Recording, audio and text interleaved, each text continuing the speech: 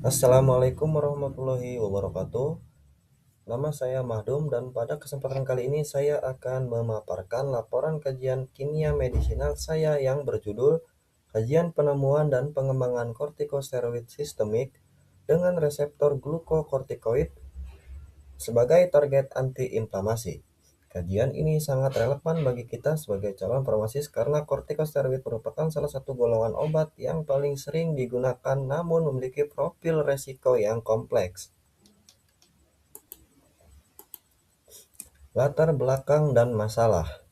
Inflamasi sebenarnya adalah respon perlindungan tubuh. Namun, jika menjadi kronis, hal ini akan memicu kerusakan jaringan permanen. Secara biologis, proses nyeri dan radang ini diawali oleh aktivasi enzim fosfolipase A2 yang melepaskan asam arakidonat dari membran sel. Asam ini kemudian diubah oleh jalur COX menjadi prostaglandin yang memicu nyeri. Tantangan utama dalam kimia medisinal adalah merancang senyawa yang mampu menghentikan kaskade ini dengan sangat kuat pada targetnya, yaitu reseptor glukokortikoid, namun tanpa mengganggu keseimbangan mineral tubuh atau aktivitas mineral kortikoid.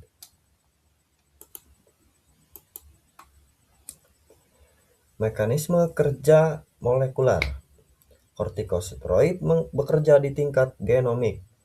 Karena sifatnya yang sangat lipofil, obat ini berdifusi pasif melewati membran sel. Di dalam sitoplasma, obat berikatan dengan reseptor glukokortikoid atau GR. Ikatan ini menyebabkan protein pendamping lepas, sehingga kompleks obat reseptor bisa masuk ke inti sel. Di sana terjadi dua proses krusial.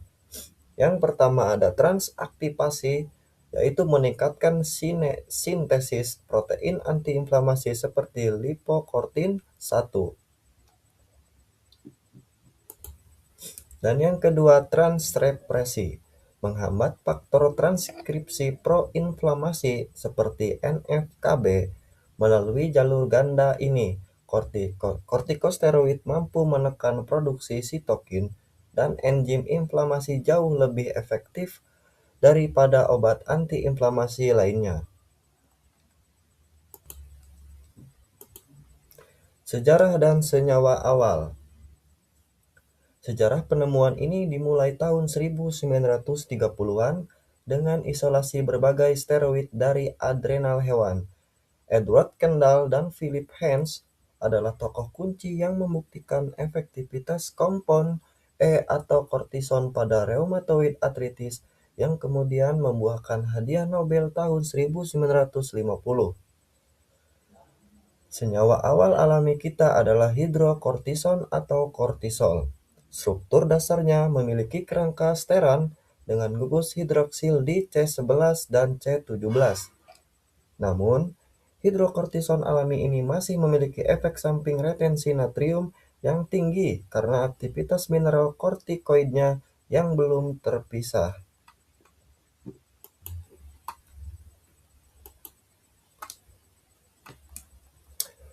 Hubungan struktur aktivitas atau SAR. Untuk meningkatkan potensi, para ahli kimia medisinal melakukan berbagai modifikasi struktur pada inti steroid. Yang pertama ada modifikasi ikatan rangkap C1 dan C2 menghasilkan senyawa seperti prednisolon yang memiliki kekuatan antiinflamasi 4 kali lebih besar dari hidrokortison. Yang kedua yaitu substitusi fluor pada 9 alfa. Modifikasi ini sangat drastis dalam meningkatkan afinitas reseptor. Dan yang ketiga ada substitusi di C16.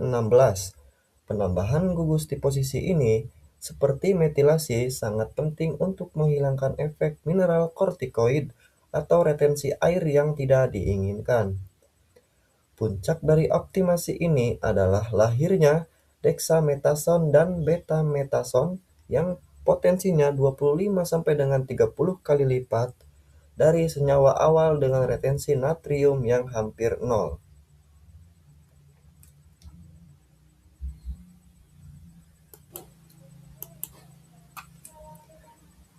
Aktivitas farmakologi dan keamanan. Mari kita bedah lebih dalam bagaimana senyawa ini bekerja secara biokimia.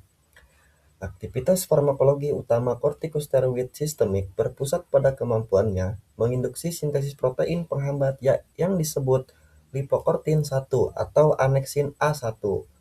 Protein ini memegang peran kunci karena ia menghambat enzim fosfolipase A2. Mengapa ini penting?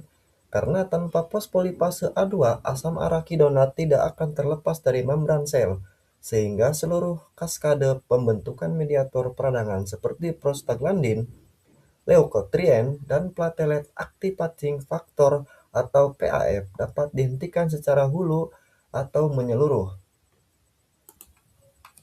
Jadi, kortikosteroid tidak hanya menghambat satu mediator, tapi memutus rantai produksinya dari awal. Yang kedua ada efek stabilisasi dan permeabilitas. Selain jalur enzimatis, kortikosteroid bekerja dengan menstabilkan membran lisosom pada sel-sel fagosit. Stabilisasi ini sangat krusial karena mencegah pelepasan enzim hidrolitik destruktif yang biasanya dikeluarkan sel darah putih saat terjadi peradangan hebat. Dampak klinis yang langsung dirasakan pasien adalah penurunan permeabilitas kapiler. Hal ini menjelaskan mengapa kortikosteroid sangat efektif dalam mengurangi edema atau pembengkakan serta kemerahan secara cepat pada area inflamasi. Yang ketiga ada dampak pada distribusi sel imun. Jika kita melihat pada tingkat seluler, obat ini menyebabkan perubahan signifikan pada perilaku leukosit. Kortikosteroid menghambat adesi neutrofil pada dinding pembuluh darah sehingga mereka tidak bisa bermigrasi ke jaringan yang meradang. Di saat yang sama, senyawa ini menurunkan jumlah limfosit, monosit, dan eosinofil dalam sirkulasi darah dengan cara mengalihkan mereka ke jaringan limfoid.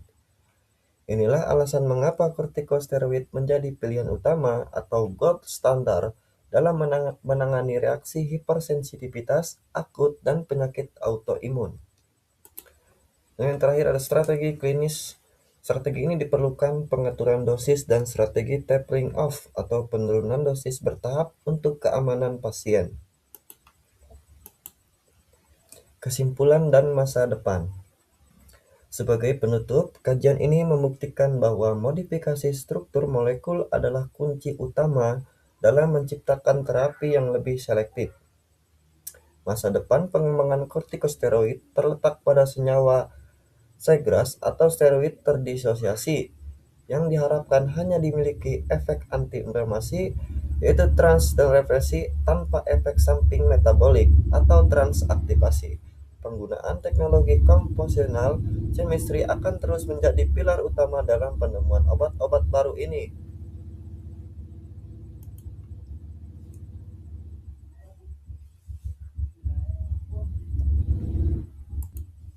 Sekian presentasi dari saya ucapkan terima kasih.